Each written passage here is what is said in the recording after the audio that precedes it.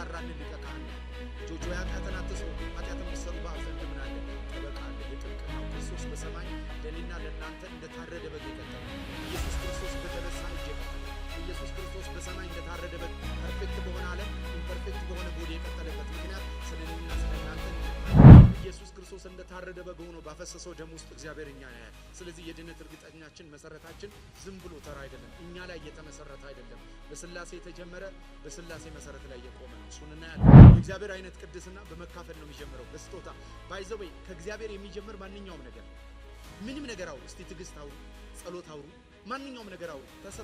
ተሰጥቷችሁ ካልሆነ ምንጩ እሱ ካልሆነ የሰው ስለዚህ ኃጢአትን ለምን ጠላ ብትሉ እኔና እናንተን ገዳይ ስለሆነ እኔና እናንተን ከፈጠረበት መልክ በላይ ስላወረደን ኃጢአት ከእግዚአብሔር ክብር ስለነጠቀን እግዚአብሔር በኃጢአት ላይ ያለው ቁጣ በእኛ ላይ እንዳለ እንዳታስቡ። እግዚአብሔር ለሰው ያለው ፍቅር በአዲስ ኪዳንም በብሉይ ኪዳንም ያው ፍቅር። ጌታ ኢየሱስ ግን ሕይወት እንዲሆንላችሁና ምን እንዲበዛላችሁ ሰርቫይቭ እንድታደርጉ አይደለም፣ ዊዝ ፉልነስ እንድትኖሩ ተጠርታችኋል። መኖሪያ የዘላለም አምላክ እግዚአብሔር ነው።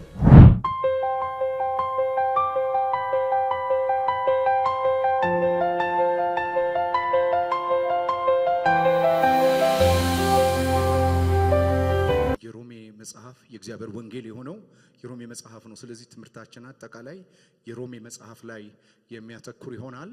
በዚህ ትምህርት በነገረ ድነታችን ውስጥ የሮሜ መጽሐፍ ምዕራፍ 5 ከ9 እስከ 10 መጽሐፉን ለሁለት የምንከፍልበት ክፍል ይሄ ነው። የሮሜ መጽሐፍ በሁለት ትልልቅ ክፍል ይከፈላል።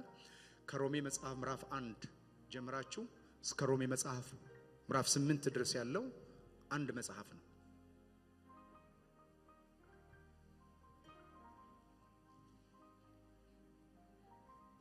ዘምር እያለኝ ነው ይሄኛው ሙዚቃ ተጣጣ። የሮሜ መጽሐፍ ከምዕራፍ 1 ጀምረን እስከ ምዕራፍ 8 በሁለት ትልልቅ ክፍሎች እንከፍለዋለን። መጽሐፉን በሁለት ትልልቅ ክፍል እንከፍለዋለን። ምዕራፍ 1 ጀምረን እስከ ምዕራፍ 5 ቁጥር 9 ድረስ የሚያወራው በጌታችን በኢየሱስ ክርስቶስ መስቀል ያገኘነውን ድነት ነው። ከዛ በኋላ በሁለተኛ ደረጃ ከምዕራፍ 5 ቁጥር 10 ጀምረን እስከ ምዕራፍ 8 ሙሉን የምንመለከተው በጌታችን በመድኃኒታችን በኢየሱስ ክርስቶስ ትንሣኤ አማካኝነት ያገኘነው ድነት ነው። የዳነው ከኃጢአት ነው። ያዳነን ኢየሱስ ነው። የጌታችን የኢየሱስ ክርስቶስን ድነት የሮሜ መጽሐፍ እንደው ለሐሳብ ከፈል ነው እንጂ በድነት አቅጣጫ ላይ የጌታችን የኢየሱስ ክርስቶስ ውልደት፣ የምድር አገልግሎት፣ ሞትና ትንሣኤ፣ እርገቱ ጭምር የወንጌል ሐሳብ ነው። ሐዋርያ ጳውሎስ በሐዋርያ ሥራ በአንደኛ ቆሮንቶስ ምዕራፍ 15 ላይ ድነት የዳንበትን የሰማንበትን እንደገና ደግሞ የዳንበትን ወንጌል ሲናገር እነዚህን በሙሉ አካታች እንደሆነ ወንጌል ይነግረናል። በዚህ ክፍል ላይ ግን ድነታችንን ትኩረት ሰጠን እንድንረዳ ሁለት ነገሮችን መሰረታዊ አድርገን እንመለከታለን። ምናልባት ብዙ ጊዜ ሲሰሙ በቤተ ክርስቲያን ውስጥ የድነት አስተምሮ ወይ ወደ ሞቱ ይለጠጣል ወይ ወደ ትንሣኤው ይለጠጣል። መጽሐፍ ቅዱስ ግን ሞቱና ትንሣኤው በአንድ ፐርሰን የተደረገ ስለሆነ በአንድ ስብዕና ላይ የተደረገ ስለሆነ በጌታችን በመድኃኒታችን በኢየሱስ ክርስቶስ አዳኝነት ወይም በክርስቶስ ኢየሱስ ስራ ላይ የተመሰረተ ከሆነ ድነታችን የኢየሱስ ሞቱም ትንሣኤውም እርገቱም ድነታችን ውስጥ ይካተታል። በሰማይ የቀጠለው የምልጃ አገልግሎቱ እኛ ወደ እሱ እስከምንሄድ የሚቀጥል አገልግሎት ነው። ከድንግል ማርያም ተወልዶ ሰው መሆኑ ለመስዋዕትነት ወይም የኛን ኃጢአት ለመውሰድ ንጹህ የእግዚአብሔር በግ ለመሆን አስፈላጊ ነው። ስለዚህ ጠበብ አድርገን የሮሜ መጽሐፍ ላይ ግን ፎከስ ስናደርግ አንድ ነገር እናያለን። ሞቱና ትንሣኤው፣ በሞቱና በትንሣኤው ድነናል። ለዚህ ነው የሮሜ ጸሐፊ መልእክቱን ስንመለከት ይልቁን እንግዲህ አሁን በደሙ ከጸደቅን በእርሱ ከቁጣው እንድናለን። አንድ መዳን ያወራል። ጠላቶች ሳለን ከእግዚአብሔር ጋር በልጁ ሞት ከታረቅን ይልቁንም ከታረቀን በኋላ በሕይወቱ እንድናለን። ስለዚህ በሞቱ ያለን መዳንና በሕይወቱ ያለውን መዳን እንመለከታለን ማለት ነው። ጌታችን ኢየሱስ ክርስቶስ በሕይወት እንዴት ነው ያዳነን፣ በሞቱ ደግሞ እንዴት ነው የዳን ነው የሚለውን ሐሳብ እንመለከታለን። ስለዚህ ይሄ ቲማችን ነው። እዚህ ቲም ላይ ፎከስ አድርገን ነው ይህንን የእግዚአብሔርን ወንጌል የሮሜን መጽሐፍ የምንመለከተው። በዚህ መልእክቶች ላይ ማውጫዎችን አሳያችኋለሁ። በሞቱ ከምን እንደዳንን፣ መስቀሉ ምን እንደሰራልንና ትንሣኤው ምን እንዳደረገልን ማውጫዎችን እናያለን። በሞቱ የዳን ነው። አንደኛ በሞቱ መዳን የምንለው የችሎት ድነት ይባላል ወይም ጁዲካል ሳልቬሽን የምንለውን አመልካች ነው። በሁለተኛ ኃጢአትን እንመለከታለን። በዚህ በሞቱ መዳን ውስጥ ኃጢአትን እናያለን። የደህንነት አስፈላጊነት ኃጢአት ስላለ ነው። ከዛ በኋላ መጽደቅ የሚለው የድህነት ብያኔን ወይም ውሳኔን ያሳያል። ስለዚህ ቤዛነት፣ ማስተሳሪያ፣ የኃጢአት ይቅርታ፣ እርቅ፣ የደህንነት እርግጠኝነት የሚሉት ከዚሁ ከሮሜ መጽሐፍ ሳንወጣ የምናገኛቸው ሐሳቦች ናቸው። ስለዚህ ኃጢአት መዳን ያስፈልገን ነገር ነው። መጽደቅ ደግሞ ድነታችን ላይ የተደረገ ብያኔን አመልካች ቃል ነው። ቤዛነት ለመዳናችን የተከፈለ ዋጋ ነው። መዳናችን ርካሽ አይደለም። መዳናችን ላይ የተከፈለ ክፍያ አለ። በሶስተኛ ማስተሰሪያ የድነት መስፈርት ነው። አንድ ሰው ለመዳን ምን ያስፈልገዋል? መስፈርቱ ምንድነው? ለመዳን የሚያስፈልገው መስፈርት ምንድነው የሚለውን እዚህ ማስተሰሪያ የሚለውን ወይም ፕሮፒቲሽን የሚለውን ቃል እንመለከታለን። ከዛ በስድስተኛ የኃጢአት ይቅርታ እናያለን። የደህንነት ውጤት በድነታችን ምን ያደረገን? የኃጢአት ይቅርታ። the ultimate intention of salvation ወይም ደግሞ የድነት ጎሉ የኃጢአት ይቅርታ ነው። total forgiveness።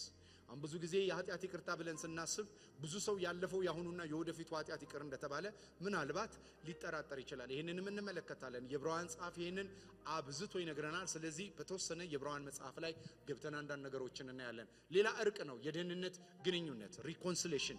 ሌላ በድነት ያገኘነው ፕሮፊት የኃጢአት ይቅርታ ብቻ አይደለም፣ ሪኮንሳይል ተደርገናል፣ ከእግዚአብሔር ጋር ታርቀናል፣ ፍጹም ሰላም ሆኗል፣ ከእግዚአብሔር ጋር እርቅ ነው ያለን። አሁን በስምንተኛ ደረጃ ድነት እርግጠኝነት፣ ድነት አሹራንስ ኦፍ ሳልቬሽኑ ምንድነው? ድነት እርግጠኛ እንዴት እንሆናለን? መዳናችንን በምንድነው እርግጠኛ ልንሆን የምንችለው? ስምንተኛ ሐሳብ እናነሳለን። ዘጠነኛ የእርግጠኝነት መሰረቱ ምንድነው? the bedrock of salvationአችን እርግጠኛ የምንሆነው በምንድነው? በአብ በወልድና በመንፈስ ቅዱስ እናነሳለን። ከዚሁ ክፍል ላይ የሮሜ 8ን የደህንነት እርግጠኛነታችንን ማኒፌስቶች እናነሳለን። የእግዚአብሔር ፍቅር አይደለ? ሮሜ 8 የሚነግረን እሱ ነው። ሞት ነው፣ ሰይፍ ነው። እኛን ከወደደበት ፍቅር ማን ነው ሊነጥቀን የሚችለው? እሱን ያወራል።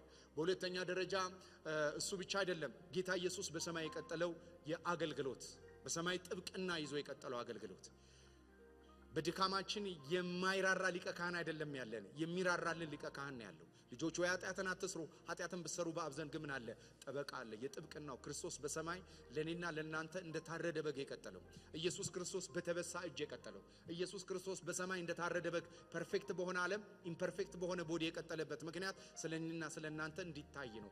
ሁሉ ፍጥረት ያያል። በሰማይ አለ የምትሏቸው መላእክቶች፣ በሰማይ አለ የምንለው ማንኛውም ነገር ክርስቶስን ሲያይ በዛ ስራ ውስጥ እኛን ያያል። ስለዚህ በተሰራ ስራ ውስጥ ነው እግዚአብሔር በክርስቶስ ኢየሱስ የእጅ ቶማስ ባየው ቀዳዳ ኢየሱስ ክርስቶስ እንደታረደ በግ ሆኖ ባፈሰሰው ደም ውስጥ እግዚአብሔር እኛን ያያል። ስለዚህ የድነት እርግጠኛችን መሰረታችን ዝም ብሎ ተራ አይደለም፣ እኛ ላይ የተመሰረተ አይደለም። በስላሴ የተጀመረ በስላሴ መሰረት ላይ የቆመ ነው። እሱን እናያለን። የእርግጠኝነት ጥያቄዎችና መስፈርቶች እንመለከታለን። ያው የሚነሱ ጥያቄዎች አሉ። እንዴት ነው አሹራንስ እርግጠኛ የምንሆነው? ምንድነው መስፈርት የሚለውን እሱን እናያለን። ከዛ በኋላ the benefit and the blessing of assurance የእርግጠኝነት በረከቶቻችን ምንድናቸው? እነዚህን እንመለከታለን። በክርስቶስ ያለን ዘላለማዊ ዋስትና እሱንም እንመለከታለን። የዘላለማዊ ዋስትና አስፈላጊነት ምንድነው? የዘላለማዊ ዋስትና ሂደቱ ምን ይመስላል? የዘላለማዊ ዋስትና ጥብቅና፣ የዘላለማዊ ዋስትና መብቶችና ክብሮች ይላል። ስለዚህ እነዚህ የእርግጠኝነት በረከቶች መሰረቶች ናቸው። የዘላለም ዋስትና፣ የዘላለም ዋስትና አስፈላጊነት፣ የዘላለም ዋስትና ሂደትና ጥበቃ እንደገና ደግሞ መብቶችና ክብሮች እናያለን። ይሄ የዘላለም ዋስትናችን የሚጠበቅ ነው። በማ ይሄንንም እንመለከታለን። ፕሮግሬሲቭ ነው። ምን አይነት ሂደት አለው? እሱንም እንመለከታለን። እነዚህ ናቸው። በክፍሉ ህይወት በህይወት መዳን እናያለን። በህይወት ወዳን ነው መዳን እናያለን። በህይወቱ ስንድን ጸጋና እናነሳለን። የደህንነት ስጦታ የእግዚአብሔር ህይወት ተሰጥቶናል። የልጁ ህይወት ተሰጥቶናል። ልጁ ያለው ምን አለው? ህይወት አለው። ከዘላለም ሞት ወደ ዘላለም ህይወት አልፈናል። ይሄ የዘላለም ህይወት የማን ህይወት ነው? የእግዚአብሔር ህይወት ነው። ህይወት ሰጪ በሆነው በመንፈስ ቅዱስ አማካኝነት ይሄ የታደለው ህይወት ምን አይነት ህይወት ነው? እኛ ውስጥ ያለ የሚሰራው ህይወት የማን ህይወት ነው? አሁን የማን ህይወት ነው እኛ ላይ ያለው? እሱን እንመለከታለን። ከዛ ዳግም ልደት የዚህ ህይወት ጅማሬ ነው። the initial የመጀመሪያው በአማርኛ የመጀመሪያው የህይወት ልምምዳችን የሚሆነው ውልደት ነው። አንድ ሰው ህይወትን የሚጀምረው ከውልደት ነው። ከውልደት ይጀምራል። ስለዚህ ውልደት የህይወት ጅማሬያችን ነው። ሪጀነሬሽን፣ ከዛ ሳንቲፊኬሽን፣ መቀደስ ህይወቱ በእኛ ላይ እየጎለበተ ሲሄድ ህይወቱ ራሱ የሚፈልገውንና የማይፈልገውን የሚለይ ህይወት ነው። መጥላት እንጀምራለን። ከህይወት መጥላት እንጀምራለን። አመጽን መጸየፍ እንጀምራለን። ጠላቶቻችንን መውደድ እንጀምራለን። ማን ነው ይሄንን የሚያደርገን? ከኛ በጎነት የለም። የኛ የተበላሸውን ዘራችንን እግዚአብሔር መስቀልን ያዘጋጀው አማረ ለተባለው ህይወት እግዚአብሔር መስቀል ባይዘው ልንሻሻል በማንችልበት ህይወት ነው የተበላሸ ነው። ለዚህ ነው እግዚአብሔር ስጋን ከክፉ መሻቱ ጋር በመስቀል ካስወገደ በኋላ የሱን ህይወት በእኛ ጀመረ። የሱ ህይወት ስላለ ነው የመንፈስ ፍሬ የምናፈራው። የሱ ህይወት ስላለ ነው በጎነትና መልካምነት የሚወጣው። መፈለግንና ማድረግን የሚያደርገው ይሄ ህይወት ነው። ይሄ ህይወት ለውጥን ያመጣል። ሁሉ ጊዜ ይሄን ህይወት ምሳሌ ስሰጥ እርጉዝን ምሳሌ እሰጣለሁ። በአንድ ባረገዘች ሴት ውስጥ ጽንስ ህይወት ሲጀምር ይሄ ህይወት እየፋፋ ሲሄድ ሽንኩርት ትጠላለች፣ ሽቶ ትጠላለች፣ አንዳንድ ነገሮችን ትጠላለች። እሷ ከዚህ በፊት ሽቶ ስለማትወድ አይደለም። ውስጧ የገባው ህይወት ግን የሚጠላውንና የሚወደውን ይመርጣል። ይሄ የገባው ህይወት ጽድቅን ይመርጣል፣ ቅድስናን ይመርጣል፣ እግዚአብሔርን መፍራት ይመርጣል። ከምን የተነሳ? ከህይወት። ያንን ነው መቀደስ የምንለው። ቅድስና ሰው ፈልጎ የሚሆነው አይደለም። ሰው ተባብሮ የኛ ትብብር ነው የሚያስፈልገው። ራሱ ግን መቀደስ ወይም መቀደስ የሚችል ህይወት አለው። ቅድስና ስጦታ ነው። ቅድስና ሰው ከሚያደርገው አይጀምርም። ቅድስና ስጦታ ነው። የቅድስናው ተካፋይ ሆናችኋል ሲል ጊፍት ነው፣ ፍሪ ጊፍት ነው፣ ተሰጥቶን ነው። ቅድስና ምን ማለት መሰላችሁ? እግዚአብሔርን መምሰል ነው። እግዚአብሔርን መምሰል አይደለም። እኔን ለመምሰል ብዙ ምን ያስፈልገናል? ሜካፕ ያስፈልገናል፣ ከጸጉር መላጨት ጀምሮ እኔን ለመምሰል እንኳን ራሱ። ስለዚህ እግዚአብሔር እንደዚህ አለ፣ እኔ ቅዱስ ነኝና እኔን ምሰሉ አለ። የእግዚአብሔር አይነት ቅድስና በሞዲፊኬሽን አይመጣም፣ በሰው ጥረት አይመጣም። እግዚአብሔር ካላካፈለን ምን መስለው እግዚአብሔር ከሆነ እኛ የጠፈጠፍነው አይደላተሪ ነው፣ ጣዖት ነው፣ እኛ የሰራ ነው ማለት ነው። የእግዚአብሔር አይነት ቅድስና በመካፈል ነው የሚጀምረው፣ በስጦታ ባይዘበይ። ከእግዚአብሔር የሚጀምር ማንኛውም ነገር፣ ምንም ነገር አውሩ እስቲ፣ ትግስት አውሩ፣ ጸሎት አውሩ፣ ማንኛውም ነገር አውሩ። ተሰጥቷችሁ ነው። ተሰጥቷችሁ ካልሆነ ምንጩ እሱ ካልሆነ የሰው ነው። ማንኛውም ነገር ተቀብለን ስለሆነ ነው ሃምብል የሚያደርገን። የሆነውን ሁሉ የሆነው ከእርሱ የተነሳ ነው። ከኛ የሚጀምር የለም፣ ከሱ በእኛ ነው። ስለዚህ ሁሉ በእርሱ ከእርሱና ለእርሱ ነው። ከእርሱ የሚጀምር ነው ክርስትና። እንዴት እንተባበራለን? ቅድስና ላይ ስንመጣ የምንመለከተው ነው የሚሆነው። ከዛ መክበር፣ የድነት መጠናቀቅ ደግሞ መክበር የምንለው እሱን ያመለክታል። ስለዚህ በህይወቱ መዳን ውስጥ መክበር፣ የደህንነት መጠናቀቅን እንመለከታለን። ይሄ ህይወት ብዙ ጊዜ ስናወራ በግል ክርስቶስን አምነን እንዳን እንጂ ይህ ህይወት የሚሰራው በግል አይደለም፣ በአካል ውስጥ ነው። ይሄ ህይወት የአካል ህይወት ነው። አካል ከሌለ ህይወት ስለሌለ ቤተክርስቲያን ያለችው ይሄ ህይወት ዲስፔንስ እንዲያደርግ ነው። ይሄ ህይወት የሚፋፋው፣ ይሄ ህይወት የሚያድገው፣ ራስ ወደ ሆነ ወደ ክርስቶስ የምንደርሰው በቅዱሳን ላይ በተሰጠ ልዩ ልዩ ጸጋ ነው። አንዳንዶች ላይ ማስተማር አለ፣ አንዳንዶች ላይ ጸሎት አለ፣ አንዳንዶች ላይ ዝማሬ አለ። በእነዚህ ጸጋዎች እየታነጸን ነው ወደ ሙሉ የምንሄደው። በተረፈ ግን ህይወቱ ለአንድ ግለሰብ የተሰጠ አይደለም፣ ለአካል የተሰጠ ነው። በአካል ውስጥ የተሰጠ ህይወት ነው። እንመጣለን። መዳንን ስናወራ በህይወት ያለው መዳን ቤተክርስቲያን ትልቁን ሚና ትጫወታለች። ማንዳቶሪ ነው። በአካል ውስጥ ሳንጣበቅ በህይወት ማደግ የለም። ኦርጋኒክ ሳልቬሽን የምንለው በህይወት ያለው መዳን በቸርች ውስጥ ወይም በአካል ውስጥ ያለ መጣመር ነው። በሌላ አማርኛ በህብረት ውስጥ ነው የምናድገው። ስለዚህ ይህንን እንመለከታለን። ስለዚህ ህይወት በአካል ውስጥ መለማመድ የሚለው አገልግሎትን ነው።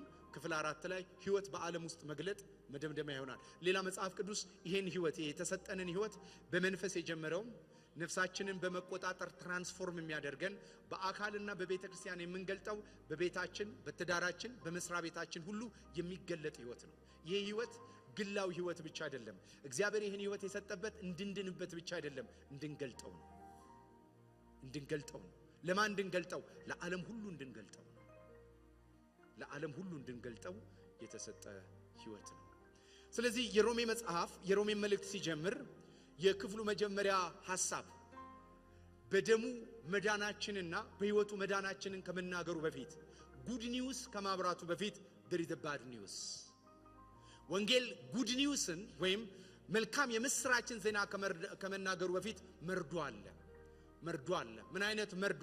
የእግዚአብሔር ቁጣ የሚል መርዶ አለ። የእግዚአብሔር ቁጣ ብዙ ጊዜ የምንጠቀምበት ቃል ግን ያላገባብ የዋለ ቃል የእግዚአብሔር ቁጣ ነው። ብዙ አማኞች በእግዚአብሔር ቁጣ ውስጥ እንዳሉ የሚያምኑ ብዙ ቅዱሳኖች አሉ። መጽሐፍ ቅዱስ ግን በቁጣ ውስጥ ነን ያለነው ወይ? እሱን እንመለከታለን። በመጀመሪያ ደረጃ የእግዚአብሔር ቁጣ ምን ማለት ነው? የእግዚአብሔር ቁጣ ምን ማለት ነው? ከዚህ ከሮሜ ሳንወጣ ሮሜ 1:18 ላይ ሁላችንም መጽሐፍ ቅዱሳችንን እናውጣና ይሄን ቃል እናያለን። እውነትን በአመጻ በሚከለክሉ ሰዎች በኃጢአተኝነታቸውና በአመጻቸው ሁሉ ላይ የእግዚአብሔር ቁጣ ከሰማይ ይገለጣል። ስለዚህ መዳናችን ከመናገሩ በፊት የእግዚአብሔርን ቁጣ መጽሐፍ ቅዱስ ይናገራል። አንደኛ የእግዚአብሔር ቁጣ ምን ማለት ነው የሚለውን ስንመለከት ይሄ የሚያፈቅር እግዚአብሔር ማንነቱ ፍቅር የሆነ እግዚአብሔር ተቆጣ ስንል ከባህሪው ጋር አይጋጭም ወይ? ምክንያቱም እግዚአብሔር አይለወጥም ካልን ቁጣ ግን ስሜታዊ ይመስላል እና በሚለዋወጥ ማንነት ላይ የተሰፋ ስብዕና ነው የሚመስለው። ይሄ እግዚአብሔር አይለወጥም ያልነው እግዚአብሔር ይሄ ፍቅር ነው። ኢኔት ኔቸሩ ማንነቱ ፍቅር ነው። እግዚአብሔር ፍቅር አለው አይደለም የምንለው፣ ፍቅር ነው እግዚአብሔር። ይሄ ፍቅር የሆነው እግዚአብሔር ተቆጣ ስንል ምን ማለት ነው? እግዚአብሔር ፍቅር ነው ስንል ማንነቱ ሲሆን ቁጣ ተቆጣ ስንል ግን ከማንነቱ ውጭ ለሆነ ነገር የሰጠው ቅድስናውን ማዕከል ያደረገ ፍትሃዊነቱን ማዕከል ያደረገ ምላሽ ነው። አጭር አማርኛ የእግዚአብሔር ቁጣ ማለት ከመለኮታዊ ቅድስናውና ጽድቁ የሚመነጭ ለኃጢአት ምላሽ የሚሰጥበት ማንነት የእግዚአብሔር ቁጣ ይባላል። ሪስፖንድ ያደረገበት ከባህሪ ውጭ የሆነውን ነገር ሪስፖንድ ያደረገበት ነው። ስለዚህ የእግዚአብሔር ቁጣና የእግዚአብሔር ፍቅር የአንድ ሳንቲም ሁለት ገጽታዎች ናቸው። እግዚአብሔር የፈጠረውን ፍጥረት መልክ የሚያበላሸውን የጠላበትና ያስወገደበት ማንነት ቁጣ ሲባል፣ ፍጥረትን የፈጠረበት መልካምነት ደግሞ ፍቅር ይባላል። ፍቅር ማንነቱ ነው። የፍቅር መነሻ ማንነቱ ነው። የቁጣ መነሻ ግን ኃጢአት ነው። ከማንነቱ የሚነሳ አይደለም ቁጣ፣ ከማንነቱ ውጭ ለሆነ ነገር የሰጠው ምላሽ ነው።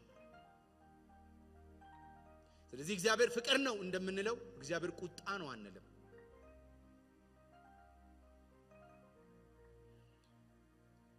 ሌላ ይሄ መጽሐፍ ቅዱስ ክፍል ላይ ስናወራ የእግዚአብሔር ቁጣ ከሰማይ ይገለጣል ሲል ምድራዊ ቁጣ አይደለም ማለት ነው።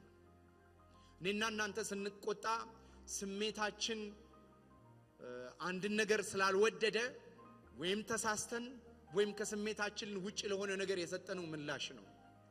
ከኛ የሚነሳው ቁጣ ሰዋዊ የሆነውን ቁጣ መጽሐፍ ቅዱስ እንደዚህ ይላል፣ በቁጣችሁ ላይ ፀሐይ አይግባ ይላል። የኛ ቁጣ የሰው ቁጣ የእግዚአብሔርን ቤት አይሰራም ይላል። ይሄ ሰዋዊ ቁጣ እንዳይመስላችሁ፣ ይሄ መለኮታዊ ቁጣ ነው። ቴምፐሩን ሉዝ አድርጎ አይደለም እግዚአብሔር። ባህሪው ሙዱ ተለውጦ አይደለም። አንዴ ሙዱ ደስ ሲለው ሲወደን፣ ሙዱ ደግሞ እግዚአብሔር ሲለወጥ ሲጠላን ወይም ሲቆጣን አይነት አይደለም። ከኢሞሽን የሚነሳ አይደለም። ቤዚክ ወይም መሰረታዊ ከሆነው ኃጢአትንና ባልፈጠረው ማንነት ላይ የሚደረግ ምላሽ ነው። ሰዋዊ አይደለም። አንዳንድ ጊዜ ሰዎች የእግዚአብሔርን ቁጣ ሲረዱ፣ ለምሳሌ ሰዎችን ለማጽናናት ቤታቸው ሲሄዱ በአደጋ የሞተ ልጆቻቸውን ሊኖሩ ይችላል። በአደጋ የሞተ ሰው ሊኖር ይችላል። ፕሪማቹርሊ ከማህፀን ልጅ ያጡ ሰዎች ሊኖሩ ይችላሉ። ይሄንን ብዙ ጊዜ ሰዎች በተለይ ለቅዱሳን ከእግዚአብሔር ቁጣ ጋር ያያዙ ሲሰፉ ስለ እግዚአብሔር ቁጣ ያለን መረዳት በጣም ከባድ ነው። ከካንሰር ጋር ከውድቀት ጋር ሲሰፉ የእግዚአብሔርን መልክ ያበላሹታል። እግዚአብሔር በህመማችሁ ያለቅሳል። እግዚአብሔር በድካማችሁ ያለቅሳል። እግዚአብሔር ፍቅር ነው። ምድራዊ አባቶቻችሁ ክፎች ሲሆኑ ለእናንተ መልካም ማድረግ ካወቁ ዳቦ ለሚለምን ድንጋይ እንደማይሰጥ፣ አሳ ለሚለምን ፉኝት እንደማይሰጥ እግዚአብሔር በማናችንም ስቃይ የሚደሰት የማናችንንም ስቃይ ዙፋኑን ከፍ የሚያደርግ እንዳይመስላችሁ። እግዚአብሔር ሁልጊዜ ህመማችንን የማይወድ ደዌያችንን የማይወድ አልጋችንን የሚያነጥፍ ከህመማችን በላይ ፔንፉል የሚሆን አምላክ ነው። እግዚአብሔር ፍቅር ነው። በማናችንም ለቅሶ የማይደሰት ነው። ሰዎች አንዳንድ ጊዜ ጋርመንቴ ነካ፣ እንትኔ ነካ፣ ልብሴ ነካ፣ ስለዚህ የእግዚአብሔር ቁጣ ባንተ ላይ ይገለጣል ብለው አገልጋዮች እንኳን ራሱ በፍቅር የዳንን ከሞትና ከጨለማ የመጣን ሰዎች የእግዚአብሔርን ቁጣ በቸርች ውስጥ ለማስፈራሪያ እንኳን ኤክሰርሳይዝ እናደርገዋለን። የእግዚአብሔር ቁጣ መሰረቱ ኃጢአት ነው። የመሰረቱ ኃጢአት ደግሞ እግዚአብሔር ሰውን ይወዳል፣ ኃጢአትን ይጠላል። ኃጢአትን በቁጣ ሲገለጥበት ቅዱሳንን ግን በፍቅር ይዛል። አይደለም እኛ ለዓለም ሁሉ እግዚአብሔር ለፈጠረው ፍጥረት ለዚህ ለምታዩት ፍጥረት በሙሉ ከሱ ለወጣ እሱ ለፈጠረው እግዚአብሔር በፍቅሩ ነው ምላሽ የሚሰጠው። እና አንዳንድ ጊዜ የእግዚአብሔርን ኢሜጅ ከሚያበላሽ የእግዚአብሔርን መልክ ከሚያበላሽ አንዱ ስለ ቁጣ ያለን መረዳት ነው። አንዳንድ ጊዜ ሰዎች በደረሰባቸው በሚያልፉበት መንገድ የእግዚአብሔርን መልክ ይቸከችኩበትና እግዚአብሔር መልኩ በትውልድ መካከል ይጠፋል። የእግዚአብሔርን መልክ የገለጠ ኢየሱስ ነው፣ ክርስቶስ ነው መልኩን የገለጠ። የጌታ ኢየሱስ ክርስቶስ መልኩን ሲገልጥ በአልዓዛር ሞት ደስ ያለው ኢየሱስ አይደለም። በአልዓዛር ሞት የፈውስ አገልግሎቱን ከፍ ያደረገ ኢየሱስ አይደለም። በአልዓዛር ሞት ያለቀሰ ኢየሱስ ነው። በኢየሩሳሌም መጎብኘቷን ባጣች አለቀሰ ይላል። ኮምፓሽኔት የሆነ ከፍቅር የሚወጣ በፍቅር የሚራመድ አምላክ ነው እግዚአብሔር። ስለዚህ ኃጢአትን ለምን ጠላ ብትሉ እኔና እናንተን ገዳይ ስለሆነ፣ እኔና እናንተን ከፈጠረበት መልክ በላይ ስላወረደን፣ ኃጢአት ከእግዚአብሔር ክብር ስለነጠቀን፣ እግዚአብሔር በኃጢአት ላይ ያለው ቁጣ በእኛ ላይ እንዳለ እንዳታስቡ። እግዚአብሔር ለሰው ያለው ፍቅር በአዲስ ኪዳንም በብሉይ ኪዳንም ያው ፍቅር ነው። ነገር ግን በብሉይ ኪዳን አንድ ነገር ነበር። ሰዎች ለምሳሌ የኖህ በኖህ ዘመን የነበረውን ጥፋት ስትመለከቱ ሰዎችንና ኃጢአትን መለየት አይቻልም። ለምን? የሰው ልጆችና የእግዚአብሔር ልጆች ምን አሉ ይላል? ተጋቡ ይላል። ዘሩ ተዳቀለ። ስለዚህ ሰው ሊድንበት በማይችል ኃጢአት ስለነበር እግዚአብሔር ኃጢአትን ሲቀጣ አብሮ የተቀጣ ነገር ነው የምታዩት። መስቀል ላይ ስትመጡ ግን እግዚአብሔር ለይቶ ቀጣ። ኃጢአትንና ኃጢአተኛን ለቀጣ፣ ለይቶ ቀጣ። የእግዚአብሔር ቁጣ በአዲስ ኪዳን ላይ ከመስቀል ተነስተን ነው መረዳት ያለብን። ኃጢአት ላይ እግዚአብሔር ሲቆጣ ኃጢአተኛውን ደግሞ በወረድንበትና በወደቅንበት ሰፈር መጥቶ አዳነን። እግዚአብሔር ፍቅር ነው። እግዚአብሔር መልካም አምላክ ነው። ኢየሱስ ያድናል። ደክመን የሚረዳን፣ በውድቀት እያለን የሚያግዘን የእግዚአብሔር አልቲሜት ኢንቴንሽን ይሄ ነው። የሮሜ ጸሐፊ እንደዚህ ይላል፣ የእግዚአብሔር ኃይል ለማዳን ነው።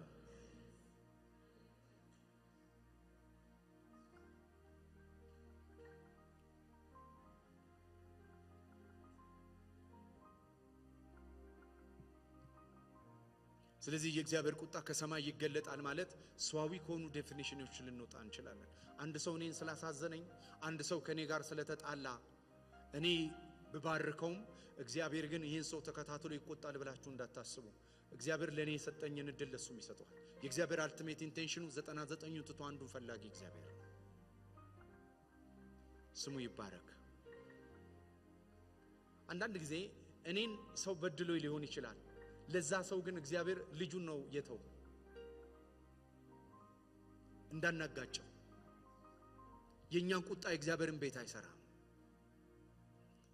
ብዙ ምልከታዎቻችን ከዚህ የመነጩ ናቸው።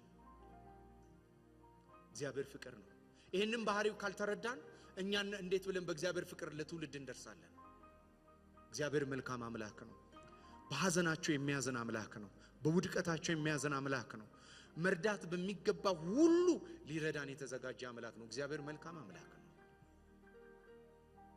እና አንዳንድ ጊዜ ሁዚ ሪስፖንሲብል ማን ነው ኃላፊነትን የሚወስድ?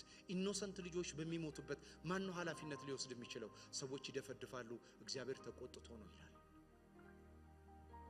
ስለዚህ እግዚአብሔር የሆነ ነገር ሲያይ ስሜቱን የሚያጣ የሆነ ነገር ሲያይ እንዲህ የሚያደርግ አምላክ አይደለም። እግዚአብሔር ኢኔት ኔቸሩ ማንነቱ ፍቅር ነው።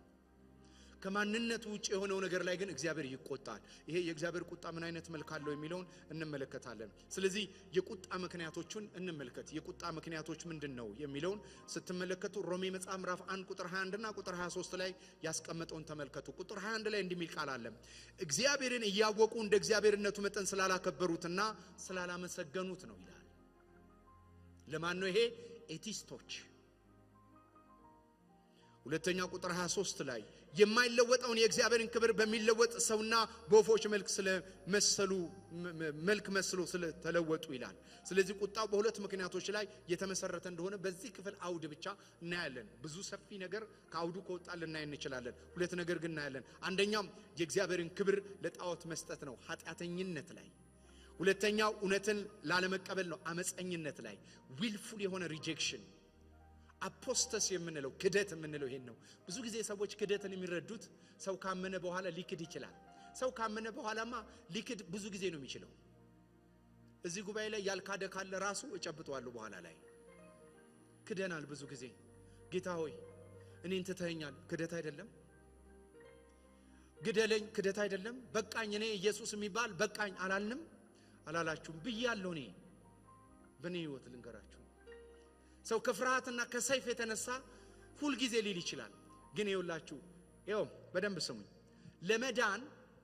ለመዳን ለመዳን እንደው የተሰጠን ፕሪፈረንሻል የምንለው ግሬስ ሊኖር ይችላል።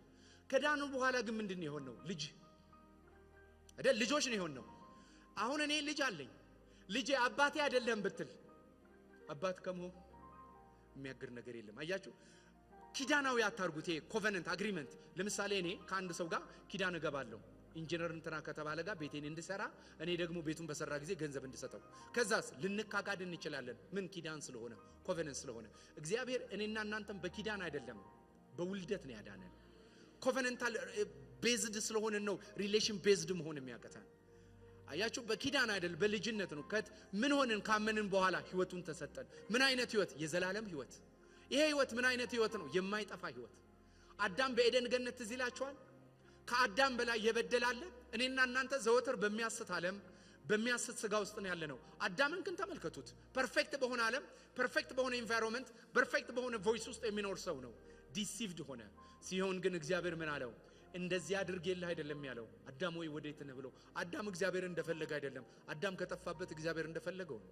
ፈልጎ ካገኘው በኋላ ለአዳም እግዚአብሔር ልብስን አለበሰው ይላል። እግዚአብሔር በሰው ላይ ያለውን ዓላማ ተመልከቱ። ከዛ ከኤደን ገነት አስወጣው ይላል። ከኤደን ገነት ያስወጣው ስለተቆጣው አይደለም። የህይወትን ዛፍ ከበላ ምን ይሆናል አለ? ለዘላለም ሕያው ሆኖ ይሆናል። የህይወት ዛፍ ከተበላ በኋላ ክርስቶስ ህይወታችሁ ከገባ በኋላ ለዘላለም ሕያው ነው የምትሆኑት። ይሄ ከእናት ከአባት የወሰድነው ህይወት አይደለም። አንዴ የገባው ህይወት ለዘላለም ሕያው የሚያደርግ ህይወት ነው። ስለዚህ ለዘላለም ሕያው ነን። ከሞት ባሻገር ላለ ህይወት የታጨን ሰዎች ነን። ስለዚህ ኪዳናዊ አግሪመንት አታርጉት። ኮቨነንታል ቤዝድ አይደለም፣ በርዝ ራይት ነው። ውልደት በህይወት ጋር የተገናኘ ነው። ጁዲካል ብቻ አይደለም፣ የመስቀል ሥራ ብቻ አይደለም፣ ከህይወት ጋር የተያያዘ ነው። ለዚህ ነው ድነታችንን ዘላለማዊ ነው የምንለው። ከተወለድን በኋላ ምንድነው የሆነው? ልጆች ነው የተደረግነው። ግን ምን ማለት ነው? አሁን አንድ ሰው በክርስቶስ ኢየሱስ ካመነ በኋላ ልጅ ሊሆን ይችላል። ልጅ ከሆነ በኋላ በዚህ ምድር ላይ ከአባቱ ጋር ባለው ህብረት በመጣበቅና በመታዘዝ ህይወት ውስጥ ከአባቱ ማግኘት የሚገባውን መንፈሳዊ ህይወት፣ መንፈሳዊ በረከት ላያገኝ ይችላል። ግን ልጅነቱን ግን ሊያጣ አይችልም። ለአንድ ሰው ንጉስ ለሆነ ሰው ልጁ ጎዳናም ቢያድግ ቤት ውስጥም ቢያድግ ልጅነት በመወለድ ነው ያገኘው። አባቱ ቢክደውም በዘር ነው። ለዚህ ነው ሰው እናትና አባቱን ይተዋል፣ ከሚስቱም ጋር ይታበቃል፣ ሁለቱም አንድ ስጋ ይሆናሉ። እግዚአብሔር ያጣመረውን ሰው አይለይ ሲል ምን ማለት እንደሆነ ታውቃላችሁ? ልጆቻችሁ ላይ መልካችሁ አለ እና ተለጥጦላችሁ ንብረት ልንካፈል እንችላለን። ልጁ ላይ ያለው መልክ ግን ለሁለት ልንሰነጥቅ አንችልም። መልክ አለ ላይ ላይ ስንወለድ የእግዚአብሔር መልክ አለኛ ላይ። አንደኛ ዮሐንስ ምዕራፍ 4 ላይ በፍርድ ቀን ድፍረት አለን ይላል። ለምን? አንደኛ ፍቅር በዚህ ተፈጽሟል። መስቀሉን ነው የሚያወራው። ሁለተኛው ግን ምክንያቱ ምን ይላል? እርሱ በሰማይ እንዳለ እንዲሁ በምድር ነን ይላል። በሌላ አማርኛ በሰማይ ያለው ኢየሱስ እኛ እንዲሁ ነን ይላል። ምን? መልኩኛ ጋር ስላለ። ዮሐንስ ከማይጠፋ ዘር ተወልዳችኋል የሚለው ያን ዘር ነው። ወገኖች ሆይ የልጁ መልክ አለብን የለብንም? አለበለዚያ እንዴት ታድጋላችሁ? ወደ ልጁ መልክ ደጉ የሚለው ቃል እንዴት እናድጋለን? የልጁ መልክ ስላለብን ነው። ድነታችን በላጲስ የሚጠፋ አይደለም። በመጨባበጥ ያገኘ ነው አይደለም። በመወለድ የገባንበት ነው። በመወለድ የገባንበት በሞት እንዳንወጣ ልንፈራ አንችልም። ምክንያቱም የተወለድንበት ህይወት ዞይ ላይፍ ይባላል። አንክሬትድ ላይፍ፣ ሊጠፋ የማይችል ህይወት ነው።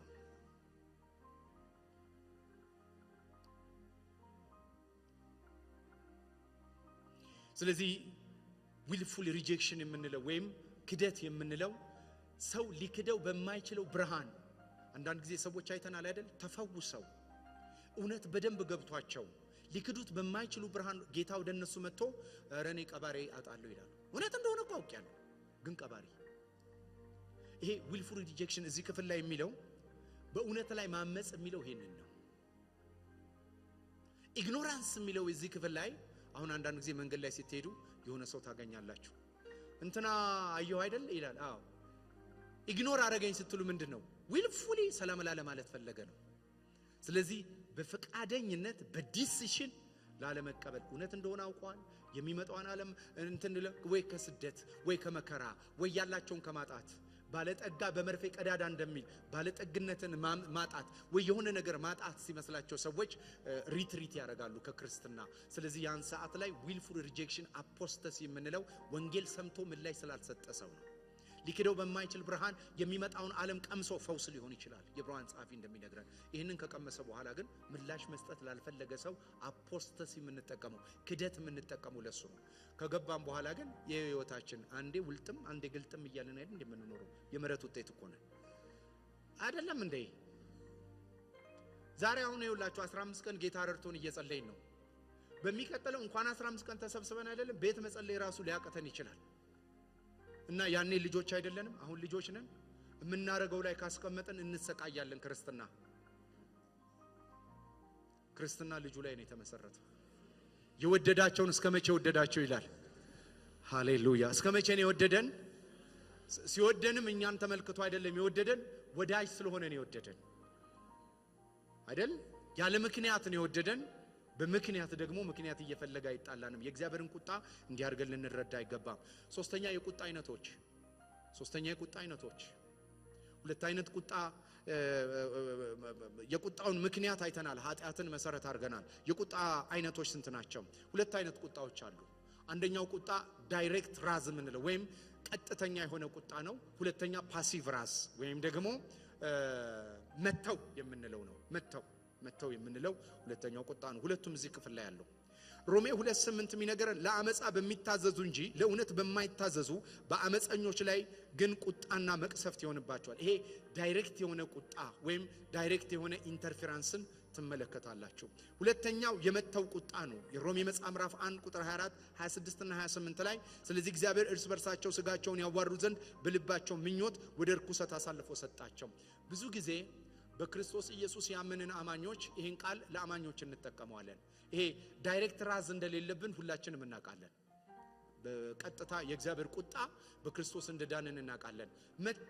መተው አማኝን እግዚአብሔር ለማይረባ አምሮ በኃጢአት ጸንቶ የሚኖር አማኝ ካለ የሆነ ድካም ካለበት እግዚአብሔር መክሮት አልመለስ ካለ ለልቡ ሐሳብ ይተወዋል ብለን እናስባለን። አማኝ ለእንደዚህ አይነት ቁጣ አልታጨም። ቁጣ የሚለው ቃል በአጠቃላይ ለአማኝ የተሰጠ አይደለም። ይኸውላችሁ የእግዚአብሔር ልጆች ስንሆን የዕብራውያን ጸሐፊ እንደዚህ ነው ያለን።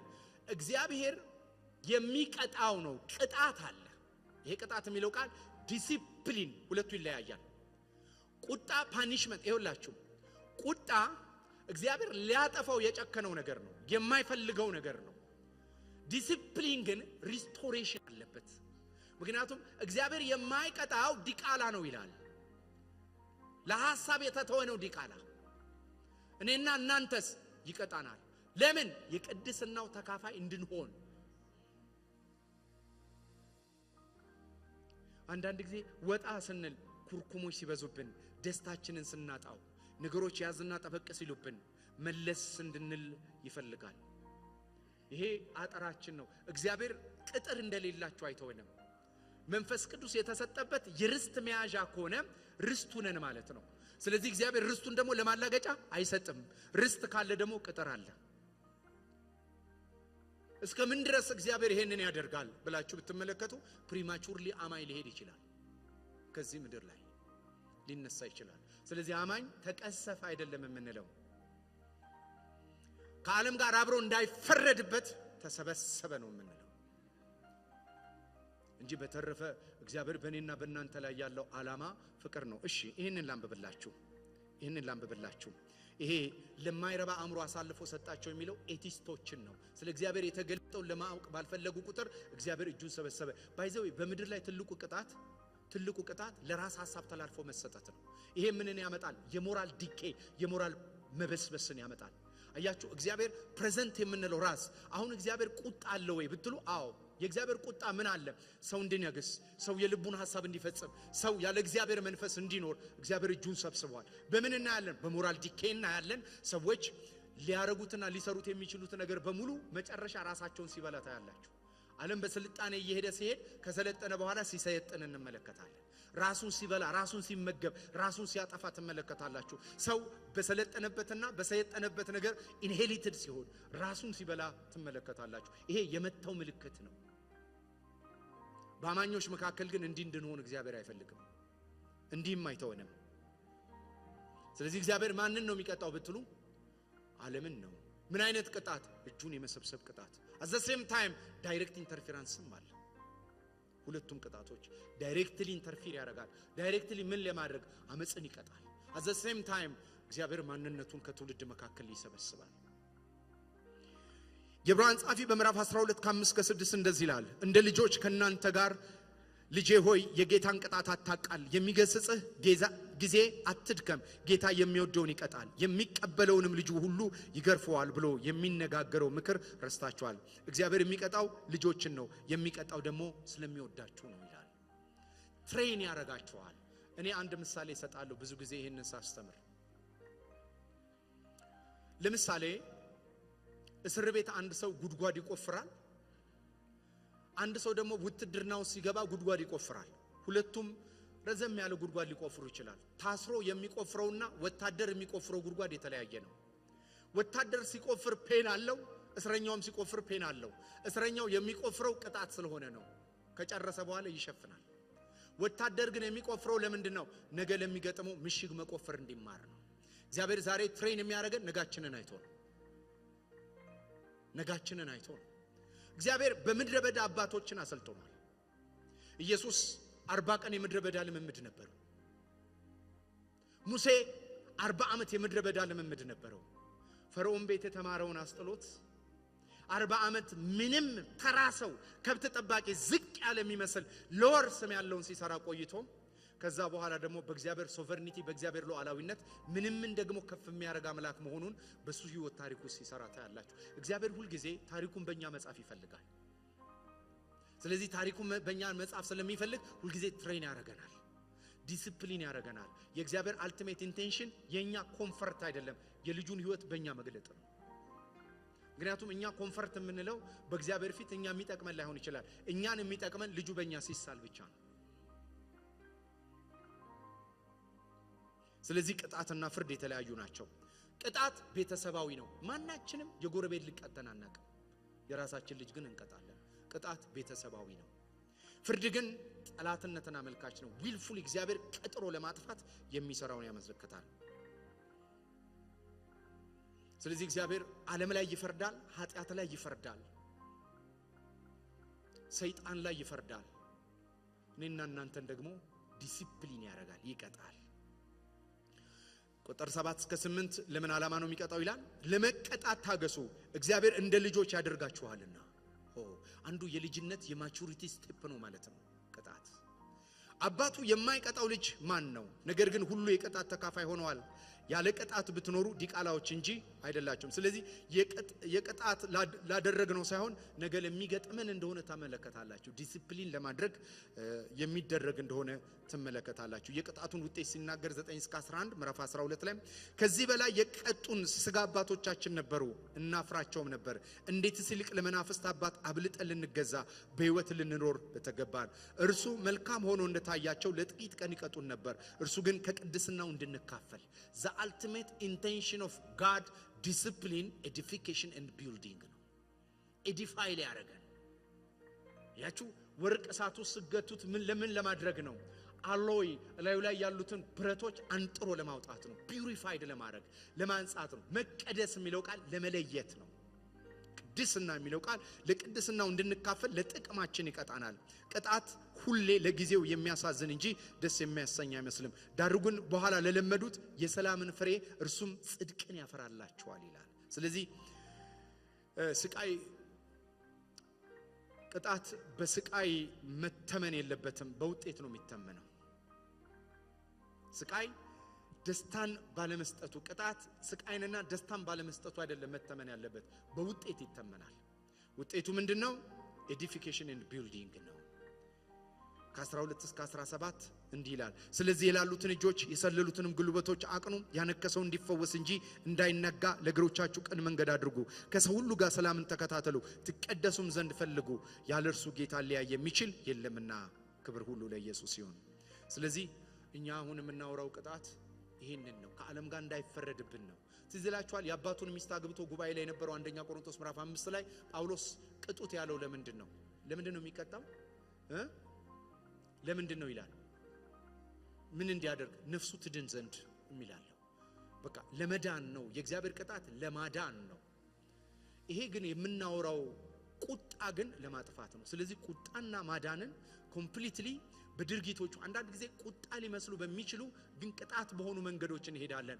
የሚለዩት በውጤት ነው። አንደኛው ለፍሬ ሲሆን አንደኛው ግን ለመቆረጥ ነው የሚሆነው ማለት ነው። ስለዚህ አማኞች ይሄ ጥቅስ አይጠቀስም። አንዳንድ ሰው ለአማኞች ስለሚጠቅስ ስለምመለከት ለማይረባ አእምሮ እግዚአብሔር አይሰጠን። ይቀጣል፣ ይመልሰናል። ክብር ሁሉ ለኢየሱስ ይሁን። የእግዚአብሔር ቁጣ በጊዜ ሂደት ውስጥ እንዴት ይተመናል? የእግዚአብሔር ቁጣ ያለፈ ቁጣ አለ፣ the past wrath የምንለው ሮሜ 3:25-26 እንደሚል ቃል አለ። ይህም ቀድሞ የተደረገውን ኃጢአት በትዕግስቱ ስለመተው ጽድቁን ያሳይ ዘንድ አሁንም ራሱ ጻድቅ እንደሆነ በኢየሱስ የሚያም ስለዚህ የቀደመውን ኃጢአት የመተው ችሎታን እንመለከታለን። ስለዚህ እግዚአብሔር ኃጢአትን በተመለከተ የታገሰበት በኃጢአት ምክንያት ፍጥረት ያልጠፋበት ትልቁ ትዕግስቱ መስቀልን እግዚአብሔር እየታገሰ ይጠብቅ ነበር። እስከ መስቀል ይጠብቅ ነበር። ስለዚህ ባላፊ ጊዜ ያሉ ኃጢአቶች በሙሉ እስከ መስቀል ድረስ ቀጥለዋል። መስቀል ይሄንን እንዳስወገደ እንመለከታለን። በአሁን ጊዜ የምናየው ለማይረባ አእምሮ መሰጠት፣ ትውልድ ላለበት ፐሪሽመንት፣ ትውልድ ላለበት ጥፋት የምትመለከቱት ነው። ትውልድ የሚኖርበት የህይወት ስርዓት ይሄንን ነው የምትመለከቱት። ለማይረባ አእምሮ አሳልፎ ሰጣቸው። ስለዚህም የማይገባውን ያደርጋሉ። አንዳንድ ጊዜ ጌታ ነኝና እናንተም ቢተወን ማለት ብንተው ጌታን ትተናል ብለን ዓለም ላይ ፍጥረት የሚያደርገውን ነገር ብታደርጉ እግዚአብሔር ምስክሬ ነው። ዓለም ሲያደርግ ተኝቶ ያድራል። እኔና እናንተ ያንን ያደረገን ጊዜ ሰላማችን እዛ ውስጥ የለም፣ ረፍታችን እዛ ውስጥ የለም፣ ደስታችን እዛ ውስጥ የለም። አንዳንድ ሰዎች ጥሩ ምሳሌ ላይሆን ይችላል። አንዳንድ ሰዎች ታውቃላችሁ አይደል አልኮሊክ በሆነ ይሄ መጠጥ ውስጥ አልኮሊክ በሆነ ህይወት ውስጥ የሚኖሩ ሰዎች አግኝታችኋቸዋል። እየጠጡ ትንሽ ቆይተው መመስከር ይጀምራሉ። ከዛ ትንሽ ቆይተው ብቻቸውን ብታገኟቸው ያለቅሳሉ። ለምን? ይሄ የገባው ዘር ስፍራቸው ካልሆነ ኮምፓቲብል አይሆንም። ስለዚህ እግዚአብሔር እኔና እናንተ በአግሪመንት አይደለም ከዓለም ጋር ያለያየን፣ በህይወት ነው የነቀለን። ይሄ ህይወቱ ራሱ ኮምፎርታብል ኤሪያው አይደለም፣ አንሳሳትም አይደለም፣ ግን ልንከርም አንችልም። ለምንድነው ልንከርም አንችለው? ኮምፓቲብል አይደለም ህይወታችን። ይሄ የተሰጠን ህይወት እዛ መቆየት አይችልም። ማንኛውም ህይወት እኮ አትሞስፈር አለው። ማንኛውም ህይወት እኮ ኢንቫይሮንመንት አለው። አሳ የህይወት ስሌቷ ዳይመንድ አልጋ ላይ ማስተኛት አይደለም። አልጋ በዳይመንድ ብዙ ነው፣ አልጋ በወርቅም ብዙ ነው። በማማር አልጋ ላይ ያስተኛዋት፣ ጭቃ ለጭቃ ባህር ለባህር ድንጋይ ለድንጋይ የምትሽኮለኮለክ አሳ አስቲያውጧትና ቀስ ብላችሁ አልጋ ላይ ያስተኛዋት፣ ወርቅ አልብሷት፣ ትሞታለች። ለምንድነው የምትሞተው? ወርቅ ስለሚገድል አይደለም፣ ከመኖሪያ ስለተነቀለች። እግዚአብሔር የሰው ልጆችን በዘፍጥረት ሲፈጥር እኮ እጽዋትን ስር ሰደው እንዲኖሩ ነው ያደረጋቸው። እጽዋት ከመሬት ንቀሉት እስቲ ይሞታል። ለምን? መኖሪያው ነው። ሰውንም እግዚአብሔር ፈጥሮ በኋቃ ውስጥ አይደለም ያኖረው፣ ፕሬዘንስ ውስጥ ነው ያኖረው፣ ህልውና ውስጥ ነው ያኖረው። ሰው ኃጢአት በዘራ ጊዜ ከእግዚአብሔር ግሎሪ ነው የጎደለው፣ ከዚህ ፕሬዘንስ ከዚህ መገኘት ነው። ድነትም ወደዚህ ፕሬዘንስ መመለስ ነው። ህልውና ውስጥ ነው ዳይሬክሽን የማይጠፋ። እግዚአብሔር ቀን በደመና ሌሊት በእሳት አምድ እስራኤልን ሲመራ ወዴት እንደሚሄዱ እኮ ኮምፓስና ጂፒኤስ የላቸውም፣ ግን ዲስቲኒያቸውን ያውቃሉ። ለምን? መንፈስ ቅዱስ መሪ ሆኖ ወጥቷል። ቀን በደመና ሌሊት በእሳት አምድ ነው። ጫማ ያልቅም ነበር፣ እባብና ጊንጥ አይነድፋቸውም ነበር ይላል። ለምን? ይሄ የነሱ ኃላፊነት አይደለም፣ እነሱ የሚኖሩበት ኃላፊነት ነው። አያችሁ፣ አንድ እጽዋት ማዕድን ከየት ይገኛል ብሎ ቀኑን ሙሉ ሲፈልግ መኖር የለበትም። መኖሪያው ላይ ነው መተከል ያለበት። ሲነቀል ነው ፈላጊ የሚሆነው፣ ሲነቀል ነው ሰርቫይቫል የሚጀምረው። አሁን ትልቅ ቲዮሪ መስሏል። አንዳንድ ሰው የዳርዊን ቲዮሪ ይዞ ኢቮሉሽን ሰው በዘገምተኛ ምናምን ይላል። ወድቀ ነው ዘገምተኛ ምናምን የሆንከው። በአባንደንስ ኦፍ ፉልነስ ኦፍ ላይፍ ነው ሰው የተፈጠረው። የውድቀት ውጤት ነው ሰርቫይቫል።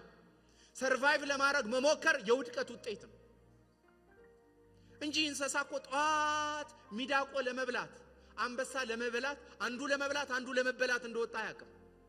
ይሄንን ነው ሰርቫይቫል ኢሹ የሚሉት። ጌታ ኢየሱስ ግን ህይወት እንዲሆንላችሁና ምን እንዲል እንዲበዛላችሁ ሰርቫይቭ እንድታደርጉ አይደለም ዊዝ ፉልነስ እንድትኖሩ ተጠርታችኋል። መኖሪያ የዘላለም አምላክ እግዚአብሔር ነው። እግዚአብሔር መኖሪያችን ነው።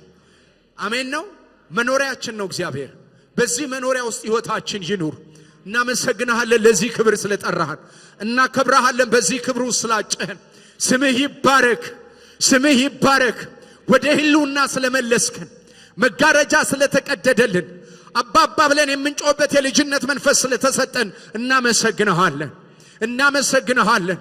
ከዚህ በኋላ ጭንገፋን፣ ከዚህ በኋላ ሞትን፣ ከዚህ በኋላ ጨለማን አይደለም የምንለማመደው። ህልውናህን እንለማመዳለን። ፕሬዘንስን እንለማመዳለን። ተስፋችን እሱ ውስጥ ነው ያለው። ትዕግስታችን ያለው እሱ ውስጥ ነው። ክብራችን ያለው እሱ ውስጥ ነው። ማዕረጋችን ያለው እሱ ውስጥ ነው። ህልውና ውስጥ ተተክለናል። መገኘት ውስጥ ተተክለናል። ፕሬዘንስ ውስጥ ተተክለናል። እናመሰግንሃለን። ስለዚህ ክቡር ድነት እናመሰግንሃለን። በፍርድ ቀን ድፍረት እንዲሆንልን ከእግዚአብሔር ቁጣ ድነናል። ቁጣው ድነናል። አሜን። ክብር ለኢየሱስ ይሁን። ይህን ልናገርና ልጨርስ። ስሙ ይባረክ። ሌላ በዚህ ክፍል ላይ የምናየው ያሁን ቁጣ ነው። ለማይረባ አምሮ ተላልፎ መሰጠትን። የወደፊት ቁጣ የምናየው ደግሞ ፊውቸር ራስን በመጨረሻ ቀን የሚገለጥና ለማያምኑት ሁሉ የሚሆን ፍርድ አለ። ሮሜ 2:8 እንዲላል ነገር ግን እንደ ልብህ ጥንካሬ ንስሐ እንደማይገባ ልብህ ለቁጣ ቀን የእግዚአብሔር ቅን ፍርድ በሚገለጥበት ቀን ቁጣ በራስ ላይ ታከማቻለህ ይላል። ቁጣ በራስ ላይ ታከማቻለህ ይላል። ከዚህ ቁጣ እንዴት እንዳን? ከዚህ ፊውቸር ካለው ፕሬዘንት ካለው ፓስት ካለው ቁጣ እንዴት እንድናለን? ወገኖቼ አንድ ነገር ልንገራችሁ። ካለፈው ካሁኑና ከወደፊቱ ቁጣ ድነናል። እኛ ቁጣ በሚባለው ፕሪንሲፕል ውስጥ የለንም። መተው እኛን አይመለከተም። የነጩ ዙፋን ፍርድ እኛን አይመለከተም። ያለፈው በአዳም በኩል ያለው ቁጣ እኛን አይመለከተንም። ከሶስቱም ቁጣ እግዚአብሔር በክርስቶስ ኢየሱስ አድኖናል። ምን ይነግረናል? ምክንያቱም መጥቶ ሲጠቀልለው ሮሜ 5:9 ላይ እንግዲህ ይላል። ከላይ ያወራውን በሙሉ ካወራ በኋላ አሁን መቼ? አሁን በደሙ ከጸደቅን በእርሱ በኩል ከቁጣው እንድናለን። ስሙ ይባረክ።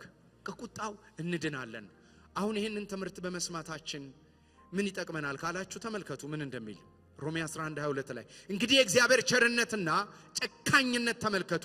ጨካኝነቱ በወደቁት ላይ ነው፣ ቸርነቱ ግን በእናንተ ላይ ነው ይላል። በወደቁት በማይቀበሉት ላይ ጭካኔውን እንደምታዩት ሁሉ ቸርነቱንና መልካምነቱን በእናንተ ታያላችሁ ይለናል። አንድ በጣም ወዶ ጥቅስ አለ። እሱን ልናገርና ልጨርስ። አንደኛ ተሰሎንቄ ምዕራፍ 1 ከቁጥር 9 እስከ 10 እነርሱ ራሳቸው ወደ እናንተ መግባታችሁን እንዴት እንደነበረ ስለኛ ይናገሩላል። ለሕያውና ለእውነተኛ አምላክ ታገለግሉ ዘንድ ከሙታንም ያስነሳውን ልጁን እርሱም ኢየሱስን ከሚመጣው ቁጣ የሚያድነንን ከሰማይ ትጠበቁ ዘንድ ከጣዖቶች ወደ እግዚአብሔር እንዴት ዘወር እንዳላችሁ ከሚመጣው ቁጣ የተጠበቅንን እኛ ካሁኑም ከወደፊቱም ቁጣ የተጠበቅን ነው። ይሄ ታዲያ ማወቃችን ለመዳናችን አዳዲስ ሰዎች ከሆነን የእግዚአብሔርን ቁጣ ለመከላከል ከእግዚአብሔር ቁጣ ለማምጣት ቡሌት ፕሩፍ አንድ ነው ያለው የኢየሱስ ደም። ራዝ ፕሩፍ ነው። ራዙን ፕሩፍ ያደርጋል። ቁጣውን ፕሩፍ ያደርጋል። ቁጣው ዘልቆ እንዳይገባ የሚያደርግ እንደ ቡሌት ፕሩፍ ወታደር እንደሚያደርገው የኢየሱስ ደም ብቻ ነው። የበጉ ደም የሞት መልአክን እንደከለከለ እስራኤል ፋሲካው እንደታረደ ልክ እንደዚሁ ነው ኢየሱሳችን። አሜን ነው። ለዳንን ሰዎች እንዴት እንደዳንን ካወቅን በኋላ እንድንገረም ነው አይደለም። ከእግዚአብሔር ጋር ሰላምን እንድንይዝ ከእግዚአብሔር ጋር ምን እንድንይዝ? ሰላምን እንድንይዝ። ከዓለም ጋር ሊፈረድብን አይገባም። ስለዚህ አንድ ነገር ወቁ። ሰፈርና አካባቢ በጮሆ አደንግጡ። አካባቢና ዓለም ላይ ባለው ቀውስ አደንግጡ።